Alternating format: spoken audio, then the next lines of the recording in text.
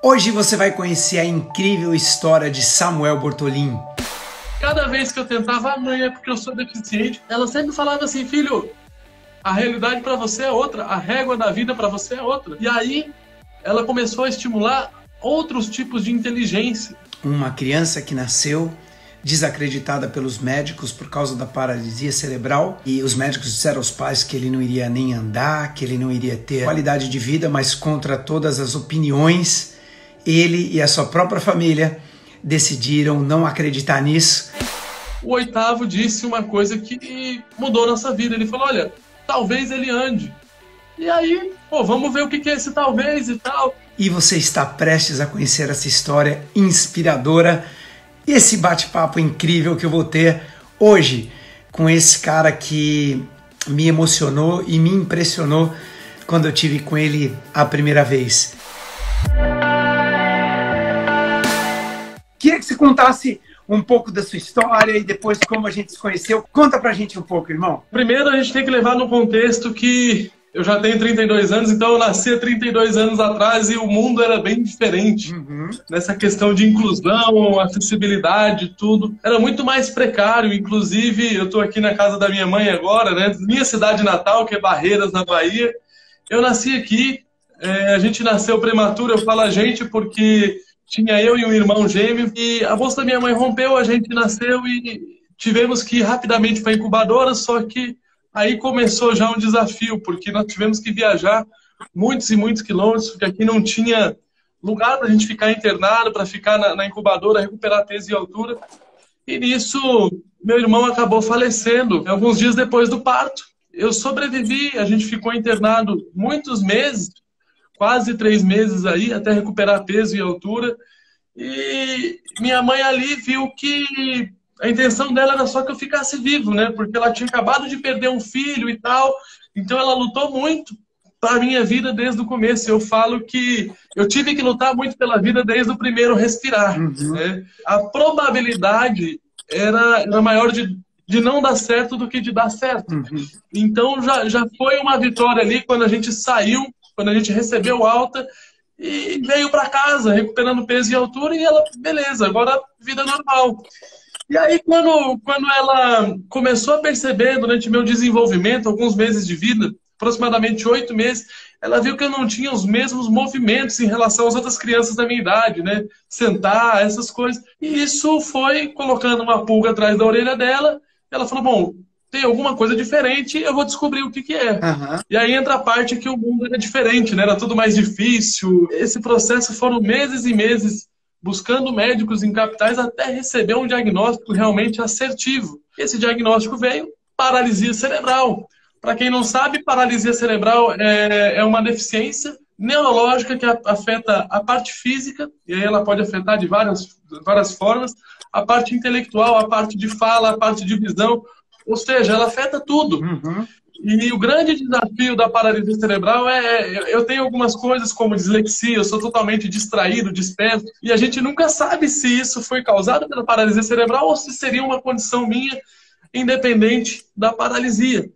Mas ela sempre foi focando na solução, e sempre que a gente tem uma situação dessas, ainda mais no caso dela, que teve um filho que faleceu muito cedo, a gente sempre tem duas perspectivas. Ou você olha para o lado pessimista ou para o lado otimista. E esse luto, Rodrigo, esse luto é assim, é você questionar Deus, questionar as coisas, por que isso comigo? É uma não aceitação, porque na verdade é uma coisa que ninguém espera. E isso nessa então pega a gente em relação à sua mãe, né? Não, isso. E só que ela viu muito rápido que eu dependia totalmente dela. E aí ela saiu muito rápido do luto para a luta, né? O que é sair do luto para a luta? É falar, olha, eu tenho uma situação, tenho um desafio e eu não vou me afundar no problema. Eu vou buscar a solução. É o que o ultrapassador de limite faz, né? Ele foca na solução, ele foca nas oportunidades. E aí ela começou a ver. E aí, depois de algum tempo que ela ficou sabendo, ela recebeu esse diagnóstico escrito numa capital, chegou em casa, sentou na cama com meu pai. E ali que caiu a ficha, Rodrigo, que seria uma batalha para a vida inteira. Porque a médica falou, olha, paralisia cerebral, tratamento de fisioterapia, tal. Ela falou, bom, vou tratar o Samuel um período, daqui a pouco ele recebe alta e vira normal. E aí, quando ela pediu para anotar toda essa linguagem técnica específica da medicina, num papel, ela chegou com meu pai e foi ler. E aí tiveram umas palavras que mudaram completamente nosso destino, ou pelo menos a dimensão dele ali, e a gente passou a ter, a minha mãe passou a ter dimensão do que seria uma batalha para a vida inteira, e não uma batalha temporária. Essas palavras, paralisia cerebral é irreversível, paralisia cerebral não tem cura. Essas palavras estavam grifadas em letra maiúscula. E aí ela falou, bom, com 21 anos, buscou toda a força que tinha e começou a me levar para os tratamentos. E aí aqui não tinha fisioterapeuta, não tinha muitos médicos, não tinha muitos especialistas. Então todo o tratamento que eu fazia era numa cidade, era em Brasília, que fica a 700 quilômetros daqui. E ela ia aprendendo, porque eu precisava de tratamento todos os dias. Aí eu aprendi uma coisa desde bebê, que é uma coisa que eu valorizo muito até hoje. Eu sei que você valoriza, Rodrigo, como ultrapassador de limite também, que é a consistência. Repetir bons hábitos. E foi isso que ela foi fazendo. Pô, não tem fisioterapeuta aqui na cidade? Ela bateu no peito e falou, eu vou ser a fisioterapeuta do Samuel. E aí, fisioterapia todo dia, ela foi aprendendo. Minha mãe não tem formação em nenhuma faculdade na área da saúde, mas ela tinha uma necessidade. E muitas vezes a nossa necessidade é o nosso maior combustível para qualquer transformação. Ela viu que ela precisava fazer aquilo, ela simplesmente fez e focou sempre na solução. Ela foi aprendendo e foi replicando esses tratamentos que estavam sendo feitos fora daqui, comigo no dia a dia. E os prognósticos não eram nada bons. Era assim, pô, o Samuel não vai engatinhar, eu não engatinhei. Mas ela não desistiu, ela continuou, ela foi persistindo, ela teve consistência. O Samuel não vai falar, ela foi estimulando. Eu fiz 2 anos de fonoaudiólogo sem ter desenvolvimento nenhum. E é isso que é o grande desafio da paralisia cerebral, porque você não sabe nem se vai ter resultados e quando vai ter resultados. Porque teve coisas que ela me estimulou 3 anos todos os dias e eu não tive resultado nenhum. Só que lá na frente a gente sempre tem algum resultado, né? Samu, quando tem consistência. A sua mãe tinha e tem uma força espiritual muito acima da média. Você acredita que as crenças da sua mãe, dela dizer não ao que os médicos disseram para ela, a não aceitação dela e ela lutar, isso influenciou diretamente quem você é hoje? Com certeza absoluta, Rodrigo. Eu vou te dar um exemplo, porque a gente fala que minha mãe rodava médico e tal, e na verdade ela não tinha ninguém para cuidar de mim, então eu ia junto, eu viajava junto, e eu ia até em cursos, Rodrigo, com 6 anos de desenvolvimento pessoal, onde só entrava maior de idade, mas eu não tinha onde ficar, e eu ficava lá com ela, aqueles cursos de física quântica, na época era simplesmente psicologia positiva, eu ia junto, e eu estava junto nos momentos bons, e estava junto também quando vários médicos olharam e falavam para ela assim, pô mãe, você tá doida? Porque você é nova, você é bonita, e você tem todo o futuro pela frente, mas não dedique esse futuro aos seus filhos, porque ele não vai se desenvolver. Ele nasceu condenado. O médico falou exatamente isso. Ele nasceu condenado a uma situação imutável. Mas eu não acredito, Rodrigo, que não tem situação na vida, com exceção da morte, que a gente não possa reverter. Porque se a gente está vivo, a gente tem a possibilidade de ser melhor. E é essa o nosso objetivo mesmo, de ser melhor que nós mesmos. Não é ser melhor do que ninguém. É ser melhor, a nossa melhor versão todos os dias, né?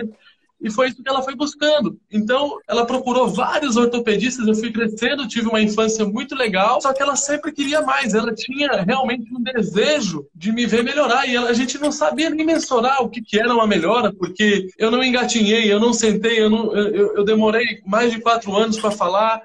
E ela foi me estimulando, mesmo eu não dando resultado, porque você se motivar com resultados é muito fácil. Agora, você se motivar e ter consistência nos momentos difíceis, eu acho que talvez é isso que define uma pessoa comum do ultrapassador de limite. Que o ultrapassador de limite, ele tá lá, mesmo na dificuldade, ele vai lá, tá com problema financeiro, ele pega um empréstimo, investe em curso, isso não é barreira. É isso. Porque ele sabe que ele vai se desenvolver, ele sabe que ele vai crescer, ele sabe que ele vai ter tudo de volta. E é isso que o ultrapassador faz. Ele ultrapassa limites, ele ultrapassa dificuldades. E a minha mãe sempre foi uma ultrapassadora de limites desde que eu nasci.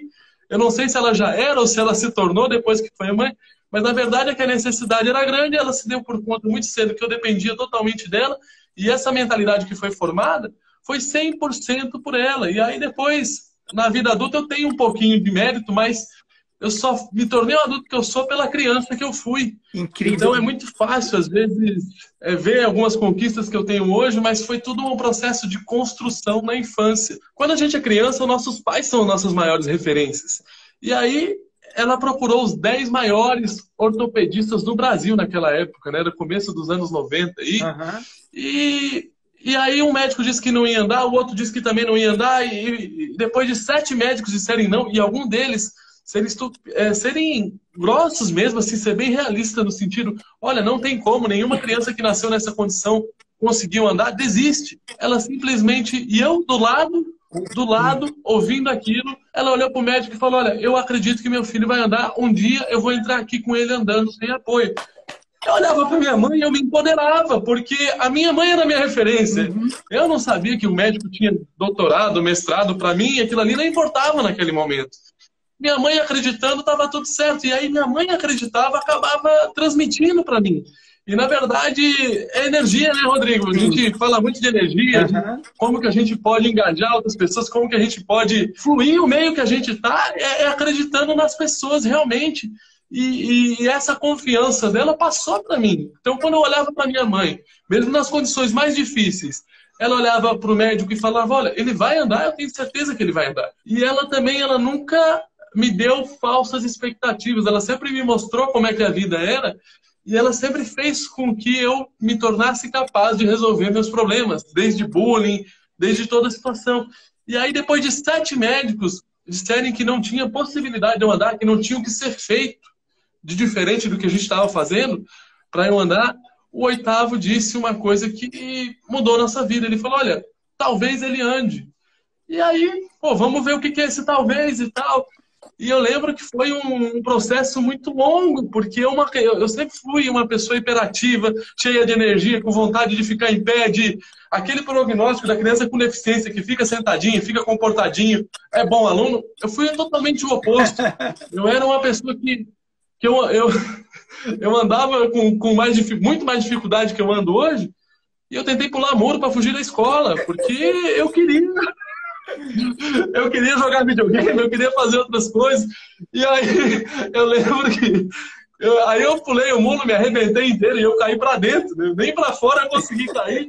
E isso foi me dando habilidades. Como eu não tinha habilidades físicas, eu tinha que ter uma habilidade de me conectar com as pessoas muito maior. Porque eu dependo mais das pessoas do que as outras pessoas convencionais. Então eu sempre fui entendendo que tudo faz parte do todo. Eu era amigo dos porteiros, aí um porteiro deixava eu fugir quando meus amigos pulavam o muro, deixava, né? Ele fingia de conta que não via, porque não tinha como. E aí isso deu uma porção assim de cobranças, porque porque os meninos convencionais sem deficiência fugindo da escola, ok, mas como que o Samuel, que não consegue pular muro, fugia? Você é um ser humano normal, completamente normal, mas as dificuldades externas eram outras, só que você não se via assim. A sua mãe não se via assim. E, poxa, que incrível essa história do médico dar esse mínimo de esperança e levar você para isso. Enquanto você estava falando, sabe, Samuel, que eu estava pensando aqui em tantos filmes que a gente vê no Netflix baseado em histórias reais, baseado em fatos reais, e eu preciso te dizer que a sua jornada de vida, ela não perde em nada para um filme como esses que nos inspira. E quero dizer para vocês aqui agora que a gente está num momento histórico, porque uma das coisas que eu vejo no Samuca é sonhar grande, nunca achar que nada é impossível.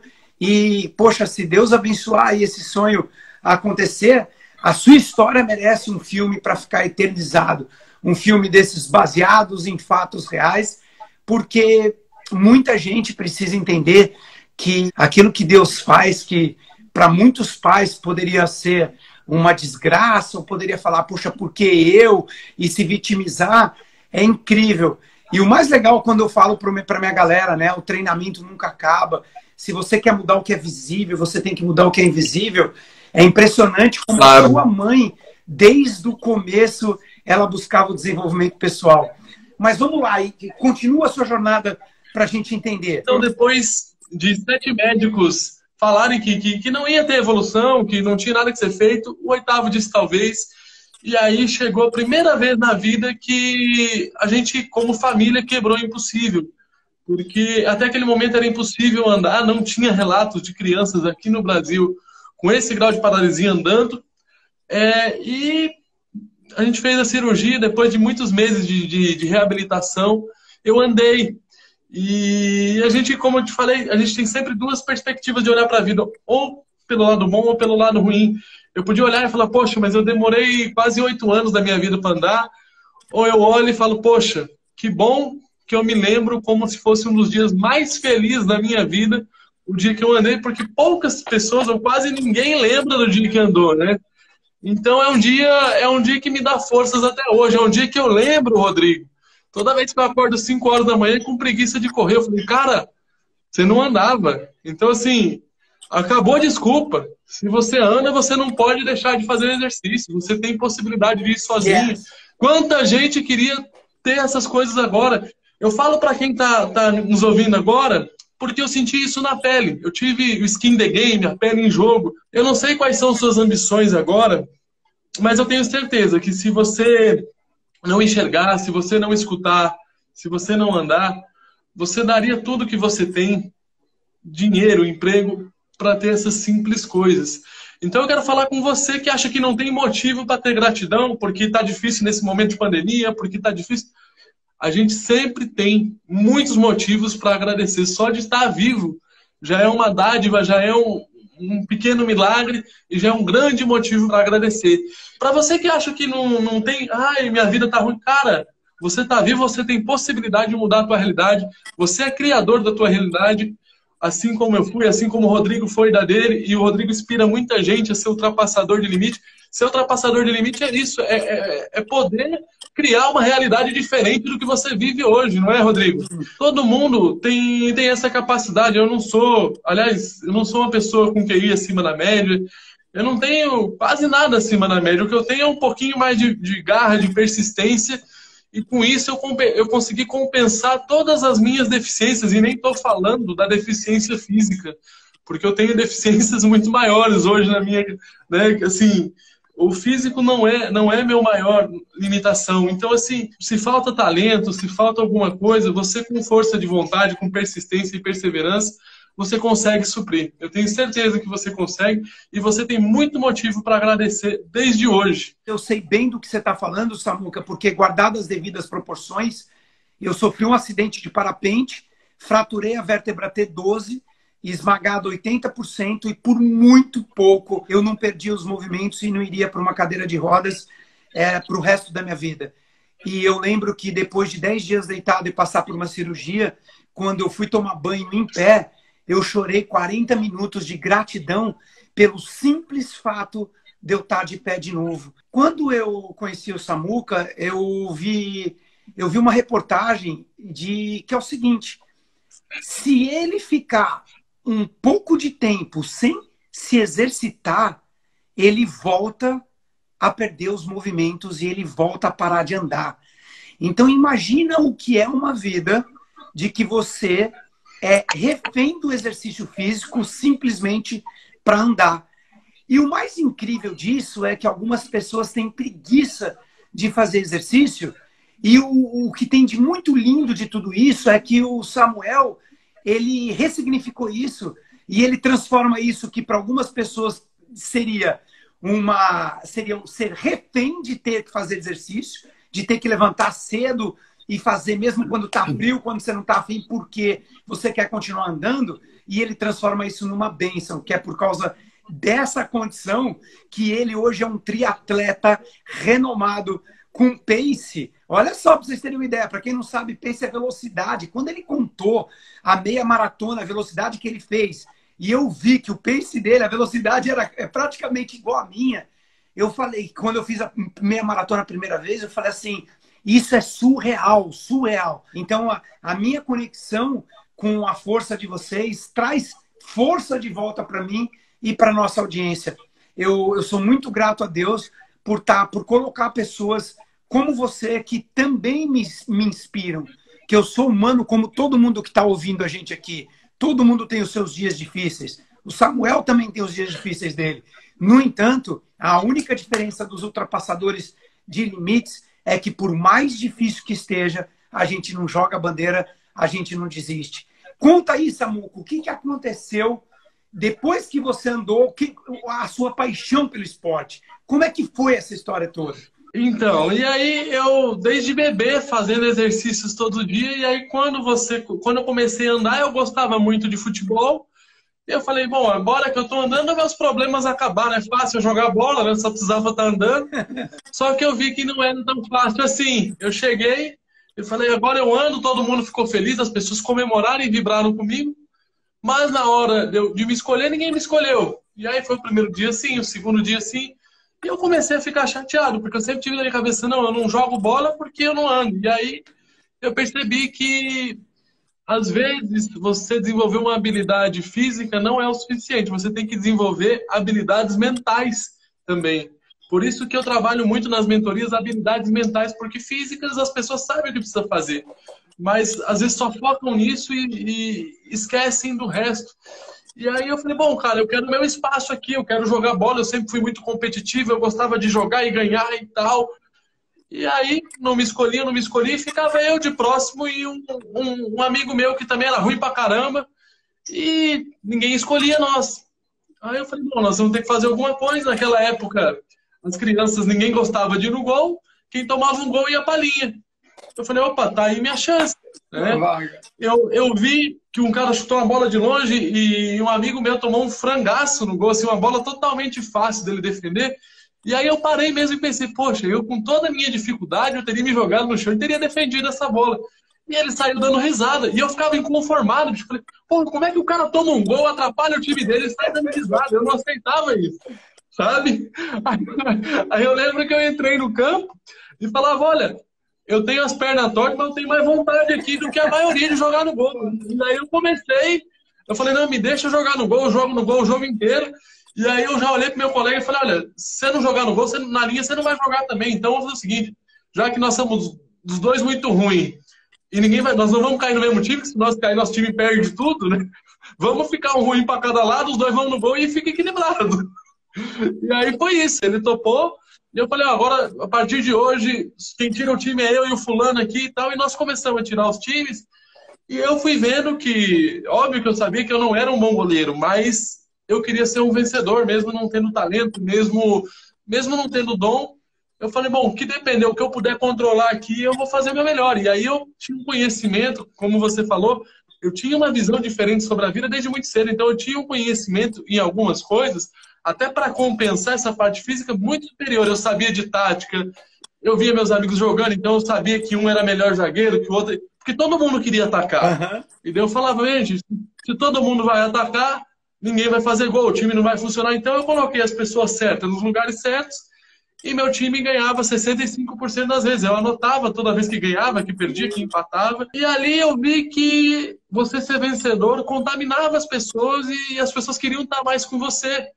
E aí, quando você ultrapassa essa barreira, as pessoas não olham mais a diferença, elas começam a olhar resultado. Uhum. Eu entendi muito cedo que eu precisava me esforçar mais, que eu precisava gerar mais resultados que a maioria, porque se tivesse uma outra pessoa que não tivesse deficiência e que gerasse os mesmos resultados que eu, provavelmente ia escolher ela. Uhum. Vou escolher ela no mercado de trabalho.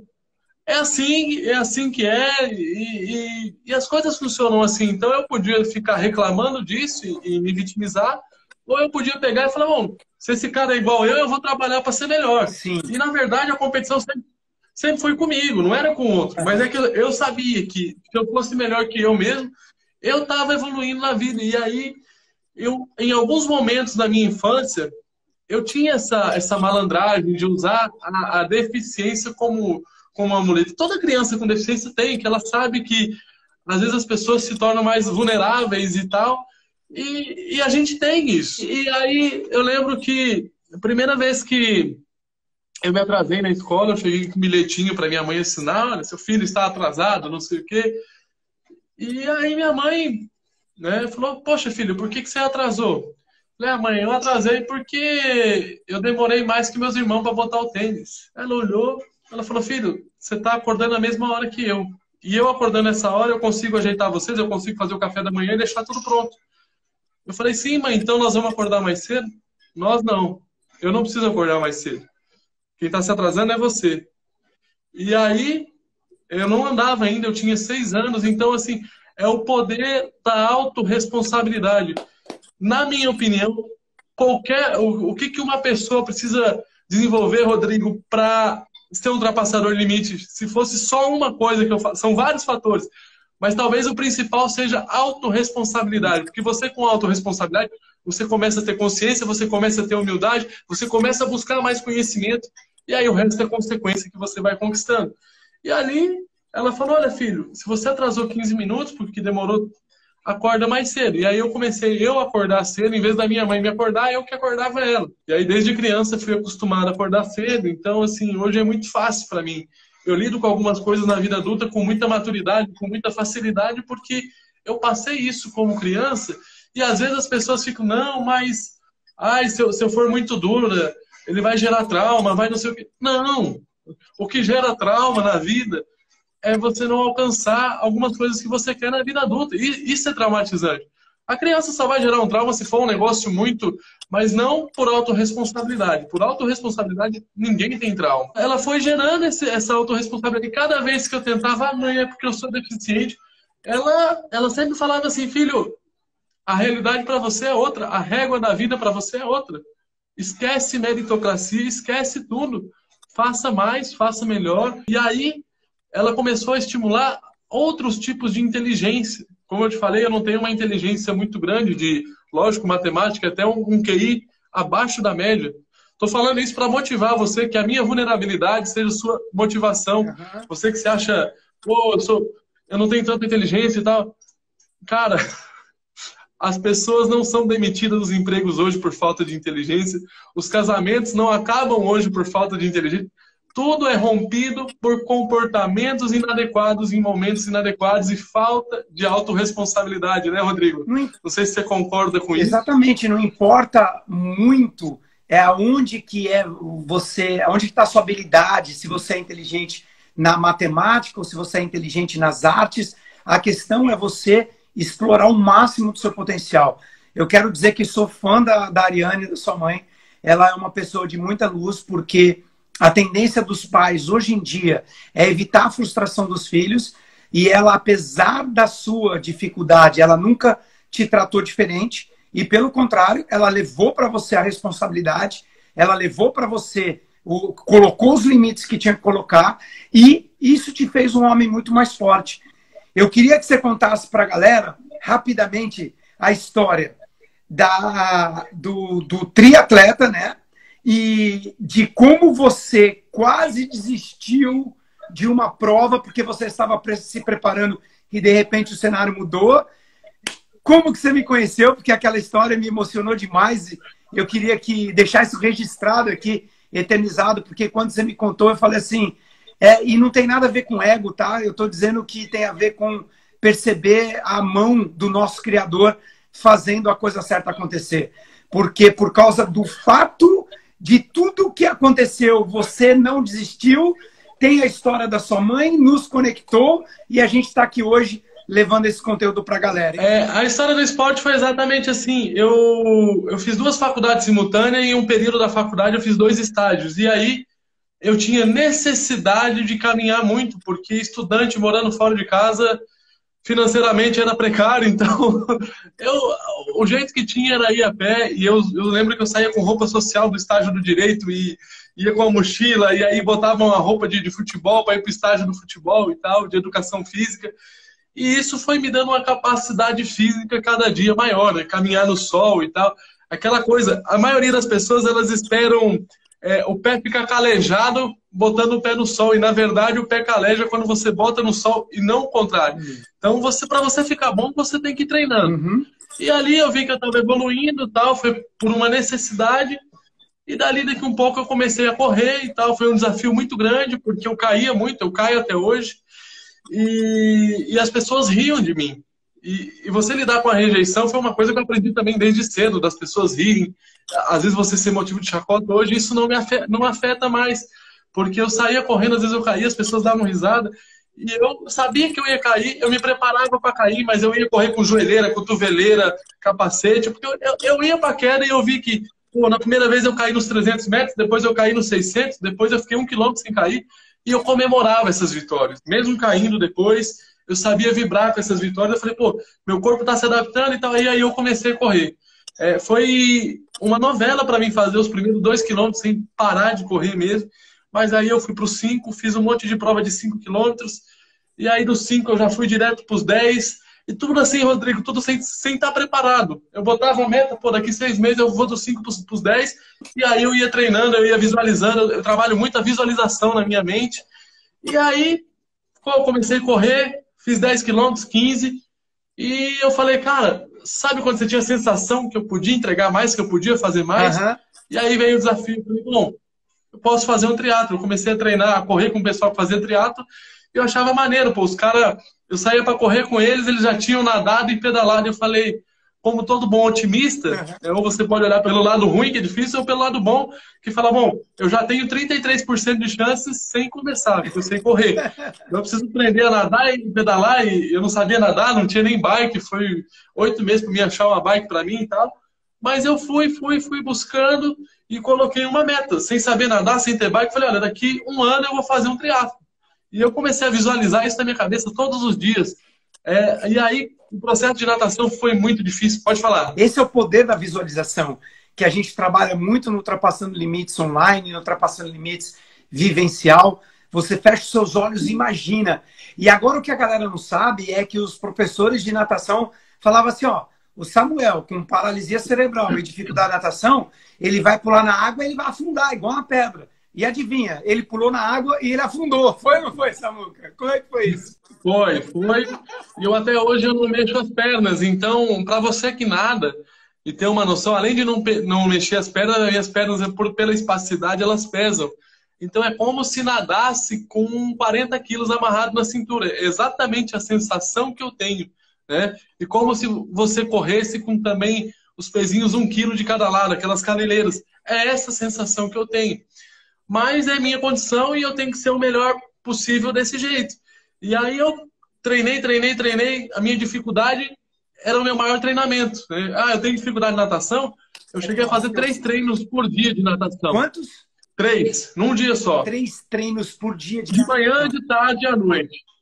E a questão então, da consistência. Seu pai que te ajudou, foi isso? Não, a bike eu mandei fazer, um pessoal aqui de Barreiras também, mas aí foi um armengo, assim, mandaram soldar para fazer, pegaram uma bicicleta de 2 rodas e adaptaram para 3 para ter mais estabilidade.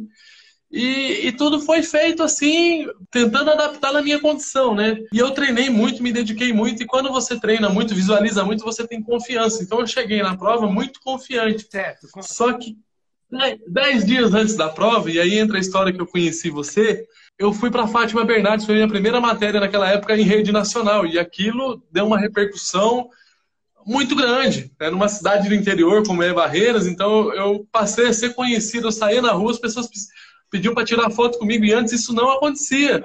Então realmente mudou a minha vida, essa exposição em rede nacional. E, cara, só que ao mesmo tempo que mudou e que veio toda essa exposição legal, veio também uma pressão maior, porque eu contei que eu ia fazer um triatlo em rede nacional, que eu ia ser o primeiro do mundo nessa condição, e as pessoas, não por mal, mas começaram, pô, já imaginou, você vai lá pra Globo, fala para milhões de pessoas que você vai fazer um triatlo, e na hora, se você amarelar, e na hora, não sei o quê. E aí, cara, eu comecei a ter um conflito, velho. Eu falei, não era um medo que eu tinha, mas de tanto ouvir aquilo, aquele negócio, né? Você é a média das pessoas que você convive. E aí, eu vi um vídeo seu exatamente falando disso. E foi através da minha mãe, que eu contei para ela, mãe, olha só, eu tô tendo um problema nisso. E aí é uma coisa, qualquer vulnerabilidade, você tem que ter pessoas de confiança na sua volta para contar isso e que elas te joguem para cima. Minha mãe sempre fez isso. Então, eu tenho uma abertura, um diálogo com ela fora de série. E aí, quando eu contei isso para ela, e eu já conto desabafando, mas eu conto assim, mãe, como é que eu posso resolver isso? Ela falou, vem cá, eu tô vendo um vídeo de um coach. E eu, puta, coach, sabe? É mais do mesmo e tal. E aí eu vi que era o Rodrigo Cardoso, o cara, não sabe, tava todo ali na beira da praia e tal. E eu falei, cara, esse cara é maneiro, velho. Eu gosto de praia, eu gosto de esporte. E aí você falando exatamente isso, olha, se você tá passando por alguma coisa, conviva com pessoas que te jogam pra cima. E naquele momento eu me fechei mentalmente E parei de escutar as pessoas que falavam que eu não ia conseguir, que eu ia amarelar, e comecei a me alimentar das pessoas que me amavam realmente, e que acreditavam em mim, e que todo mundo que estava no meu dia a dia de treino acreditava, porque eles sabiam o quanto eu me dediquei. E aí eu me apeguei aos meus treinadores, às pessoas da minha equipe e minha família, e realmente eu me fechei, porque eu falei, é um momento que eu não posso ter medo nenhum. Né? E aí, pô, nadar em águas abertas, o único trauma que eu tive na minha infância foi quase me afogar.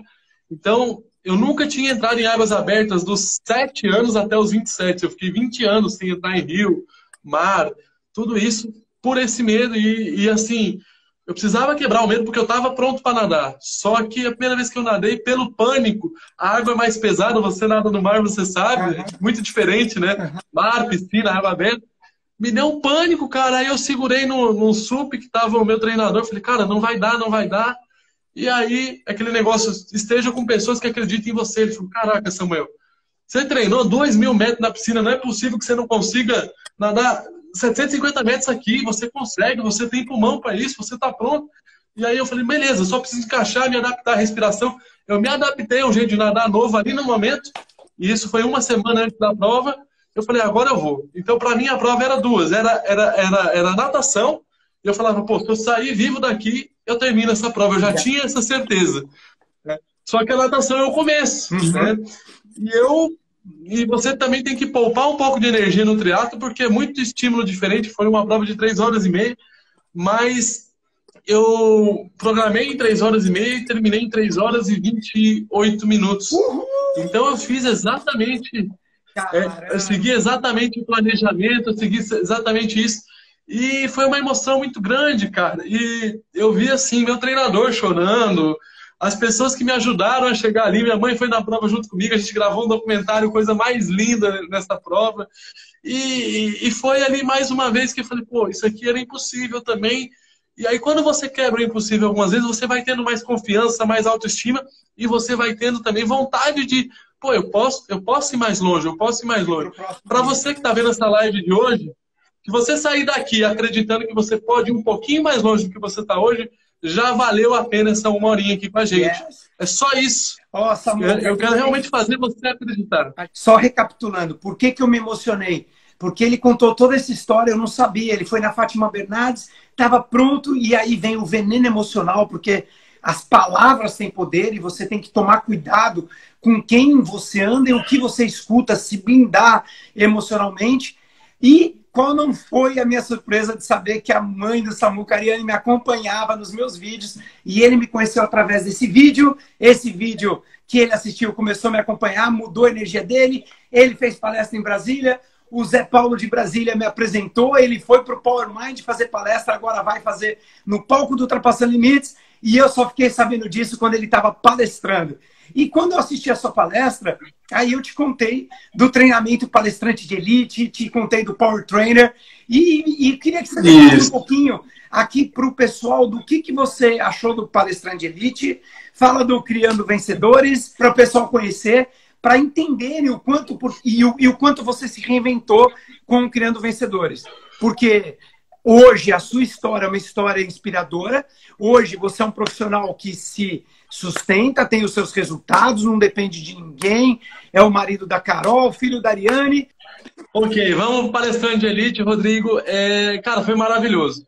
Porque eu sempre acredito que a gente pode melhorar. Eu já tinha um desenvolvimento de palco, eu já tinha uma certa experiência. Eu sou muito intenso. Então, para mim, 4 anos fazendo só isso é muito tempo. Sim. Deu para aprender muito. Mas eu tinha algumas coisas a corrigir, entre elas, eu aprendi a fazer slides no palestrante de elite. Legal. Quem fazia os slides era a Carol, minha esposa. Só que às vezes eu viajava sozinho e, pô, na véspera ali, já teve vez de eu ligar para ela 2 horas da manhã e falou, eu tenho que botar esse slide na palestra. E eu aprendi a ter essa autonomia, sabe? Uau. E você fala muito de como monetizar tanto palestras quanto produtos em redes sociais. Isso eu aprendi 100% com você. E é exatamente esse conhecimento que eu estou aplicando agora. Então, assim, para mim foi de alto impacto. Eu vi antes da pandemia, depois eu revi, que eu falei, não, agora eu vou ver para aplicar. E aí eu vi uma aula, dava start, já fazia o negócio que você falava, as atividades, vi todas as lives de conteúdo extra. Então, assim, como você fala, eu acho que o treinamento nunca acaba e é um curso que eu vou ver várias vezes. e cada vez você vai ter um impacto diferente, uma visão diferente. Mas hoje, ainda bem que eu vi antes da pandemia, porque quando deu a pandemia, começou a cancelar evento. Pô, Rodrigo, esse ano tava lindo de palestra. Pô, evento grande, evento todos os meses pela primeira vez na minha vida. Então eu tava, né, crescendo bastante e tal. E aí daqui a um pouco você recebe a notícia que falou, olha, você vai parar de trabalhar por tempo indeterminado. Foi tudo cancelado, né? Desde o dia 7 de março, todos os meus eventos foram cancelados. Em abril eu teria 5 palestras, em março 3, depois 4. Então, assim, foi um impacto muito grande, mas aí eu lembrei de todo o conhecimento que eu aprendi no Palestrante de Elite, de como usar a rede social. Eu já tinha uma rede social que eu postava conteúdo legal, que o pessoal é engajado, tem uma galera aí que tá aí, que é meu seguidor, mas eu não usava isso para monetizar, para realmente vender coisas. E eu vi sua palestra, quando você falou de várias palestrantes lá, até o pessoal do teu marketing fez palestra também. Eu falei, cara, eu preciso fazer isso rápido. E eu ia demorar mais. Mas como pessoa que se adapta à circunstância, eu falei, bom, agora é online, vamos 100% para online. E eu já tinha esse conhecimento. Então, assim, é muito mais fácil se adaptar quando tem conhecimento. A adaptação é uma necessidade. Mas sem conhecimento você até pode chegar, porque você vai aprendendo na marra, muitas vezes dando murro em ponta de faca, mas quando você tem um caminho para seguir e você deixa esse caminho, Rodrigo, muito bem trilhado, eu tenho uma frase que eu gosto muito, que o sucesso sempre deixa rastro, né? Então, não é à toa que você saiu de um cara sem confiança, com medo de falar em público, para ser, na minha opinião, hoje o maior palestrante do Brasil, o cara que mais transforma vidas. Isso é uma opinião minha, mas você já foi premiado por isso, inclusive. Então, assim, tem alguma coisa diferente e você realmente abre o jogo ali no curso e assim, é um curso sem... Não tem demagogia, não tem... É resultado realmente com pessoas reais que eu comecei a seguir ela, você vai falando da Priscila, de não sei quem, não sei o quê. Eu vou seguindo, eu vou atrás dessas pessoas, que produto que ela tem, que não sei o que ela tem. E aí você vê, cara, que tudo é possível, né? Falei, cara, então, online, e aí foi isso. A primeira coisa eu lancei a mentoria, Criando Vencedores, exatamente nisso que você falou, de poder inspirar outras crianças, né, cara? Eu, quando criança, eu sempre procurei alguém mais velho que eu, com as mesmas condições físicas, para saber onde é que... para ser uma referência. Porque minha mãe era minha referência, meu pai era minha referência, mas eu não tinha ninguém no meu convívio, eu não conhecia ninguém com a minha condição que tinha chegado em algum lugar. Eu não conhecia, simplesmente não tinha acesso. Eu queria dar os parabéns assim para você, sabe por quê? O pessoal que está nos assistindo aqui agora e acha que não tem o que ensinar, não tem o que fazer, eu sempre falo, se você sabe 10% acima do que a maioria das pessoas, você está pronto para entrar em campo e vão ter pessoas que precisam de você. É um egoísmo da sua parte não monetizar, não entregar o seu valor. Eu tenho muito orgulho de você, porque quando você falou da Priscila, ela fez 74 mil na primeira palestra dela. O Cleison, ele estava absolutamente quebrado. E na primeira palestra dele, com 30 pessoas, ele fez 38 mil reais. E aí, então, você, junto com a sua mãe, criaram uma mentoria. E o que eu mais tenho orgulho disso tudo, Samuca, independente do quanto de financeiramente isso está revertendo, é pegar uma criança que sofreu bullying na infância, que as pessoas diziam que não tinha recursos e hoje é um mentor. Hoje é um mentor para muitas pessoas. Eu queria que você falasse do Criando Vencedores. Quem está nos assistindo, se quiser essa mentoria dessa força espiritual, que é você e a sua mãe, o que precisa fazer? Bom, precisa entrar no link da bio do Instagram lá, que é o grupo do WhatsApp. A gente está com 60 pessoas, a meta é colocar 100 pessoas até dia 10. Então você que está aí, você fala, pô, mas eu não tenho filhos com deficiência. O curso é para pais e mães de pessoas com deficiência. Porque eu acredito, Rodrigo, que se fortalecer os pais, os filhos vão ser fortes também, né? Aquele negócio, ninguém é capaz de dar o que não tem. Então, se você não é forte, você não vai conseguir ter um filho de mentalidade forte. Pelo menos não na infância. E é isso que eu busco com a minha visão de pessoa com deficiência e com a visão da minha mãe, porque eu quero mostrar para as pessoas que muitas vezes a dor que elas veem nos filhos, assim, meu filho sofreu bullying. Cara, dependendo da idade que ele tem, ele não tá nem aí para isso. E é um sofrimento para a mãe, mas para ele não é naquele momento, pode ser depois. Então, assim, são visões complementares que eu acho que a gente atingiu tudo isso junto. E mesmo se você não conhece, não tem ninguém com deficiência na família, mas quer realmente divulgar esse projeto, coloca aí na sua bio, no seu stories, porque a gente sempre vai ter alguém que possa ser ajudado com esse conteúdo. Então, eu sinceramente eu peço a ajuda de vocês pra gente, como o Rodrigo bateu 100 mil hoje, pra gente bater 100 pessoas no grupo de WhatsApp. Vai bater, man. Nós devemos ter aqui 30 segundos e eu queria finalizar dizendo o seguinte. Irmão, muito obrigado. Beijo no coração. Vamos dar tchau.